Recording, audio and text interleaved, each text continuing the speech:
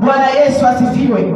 Ukishakuwa una hofu ya kimungu, umejaa hofu ya Mungu, ukiwa umejaa hofu ya Mungu, Mungu anajua huyo mtu ananiabudu, anajua huyo mtu ananipenda, ndio maana ana hofu na mimi, hataki kufanya mambo ya uovu, anatembea katika njia za Bwana.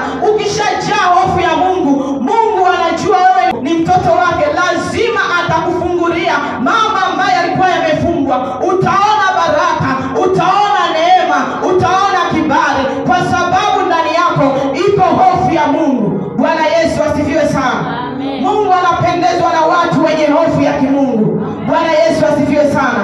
Kuna watu hawana hofu ya Mungu kabisa, anajua kabisa anatenda lilo baya, lakini kwa kuwa ndani yake haipo hofu ya Mungu, anatenda bila shaka, wala bila kuogopa, wala bila kupepesa. Kwa nini anayafanya hayo? Ndani yake haipo hofu ya kimungu. Lakini kama ndani yake kuna hofu ya kimungu, lazima atajua hiki ninachokifanya hakimpendezi Mungu, kwa hili ninalolitenda halimpendezi Mungu. Lazima atakuwa na hofu ya Mungu.